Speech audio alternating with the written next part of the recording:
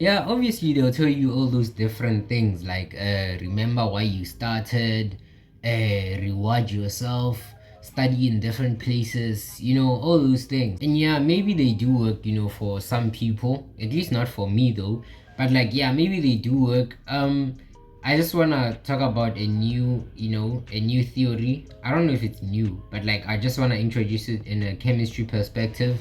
It's all about lowering your activation energy. So in chemistry, activation energy is defined as the minimum amount of energy required for a reaction to take place. So it's basically the minimum energy that you need in order to start studying in the studying perspective. And so what we want to do is basically lower that activation energy as much as possible, make it easy for you to start studying. It's very difficult to just start studying and you're trying to like start from like a high energy level. You just want to start by diving right into the textbook and doing all those complicated whatever. So we want to lower our activation energy in such a way that we start at the almost the base level. You get what I'm saying? Like we start with the most basic thing. So one thing that I used to do, which I still do sometimes, is basically start every study session with a question paper. I start by looking at a simple question paper and I set goals for myself or objectives, that I wanna at the end of the study session I wanna be able to answer the questions on this question paper. Like I wanna be able to answer all these questions that are here. So basically by studying, you're studying with an objective in order to at the end understand what's going on in the question paper. So basically what we're doing is familiarizing ourselves with the content, that's gonna be there in the exam, but then at the same time we're basically studying. So it's a very simple objective or like method. You don't need a pen or paper, you don't need motivation. Just open a question paper, and one thing that actually helps is to imagine if that question that you're looking at on that question paper was to come in the exam. The exact same question was to come in the exam. Would you able to solve it?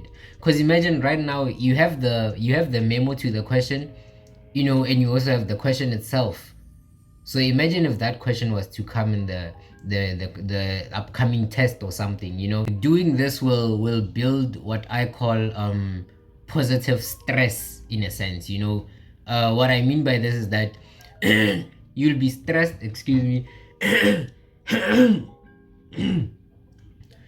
You'll be stressed that you can't do the question right, you can't solve the question immediately, but then at the same time you have time to be able to solve the question. You know what I'm saying? Unlike someone who's gonna meet unlike someone who's just gonna meet that question in the exam, they've never seen it before. But then with you it's different.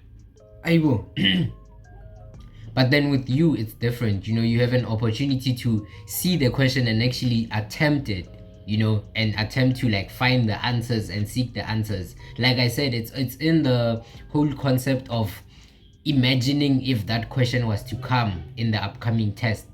So we're basically trying to understand what's going on, but then at the same time we're installing the idea of studying. I don't know if that's a thing. We're basically using the fact that you can't solve the question and the fact that you still have time to solve it as your motivation. You have time to be able to find the answers to the question and at the end be able to solve it. Because usually, if you ask someone who's like maybe a top academic achiever or something like that, and then you're like, how do you do it, they'll be like, do question papers. Those people who just tell you do past papers. They don't even tell you how you should do them, and you've been doing past papers all along, and then they're like, do past papers, you'll pass.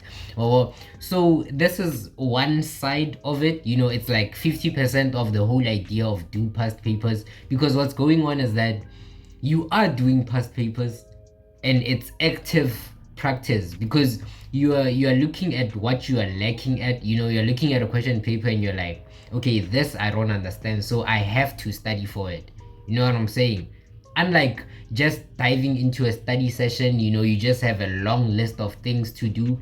You're basically, instead you're focusing on that particular question, or at the end of this study session, I want to be able to answer all these questions that I'm looking at here on this question paper. Yes, it is true that starting is basically the most important part. It's not important, it's the most difficult part.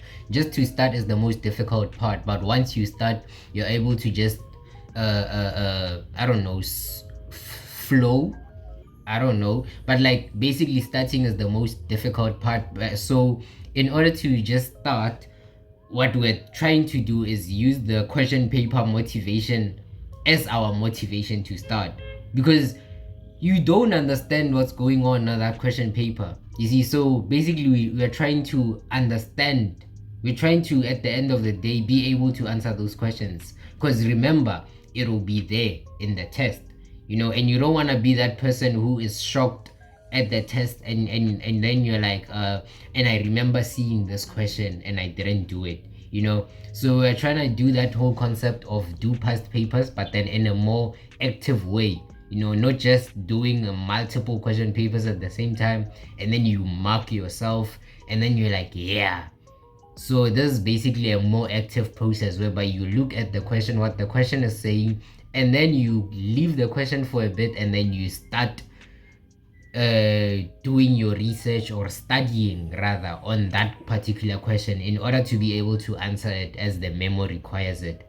And this is when not this when I meant to say, this is me diving into my next concept, which is basically the fact that you shouldn't do a question paper that you don't have the memo to. Like, you can't be, yeah, I usually just emphasize this most of the time, like, don't do a question paper, don't practice a question paper if you don't have the memo to it, because what this will do, it will just add more stress to your already existing stress, because you'll just be asking people and then you're unsure of their answers, and those people are also not sure of their answers. So it's very important to just practice a question paper, but then have your memo next to it, knowing what, if you're confused, you go to the memo. If you don't understand the memo, then you can ask people why the memo is like this, not asking people for answers.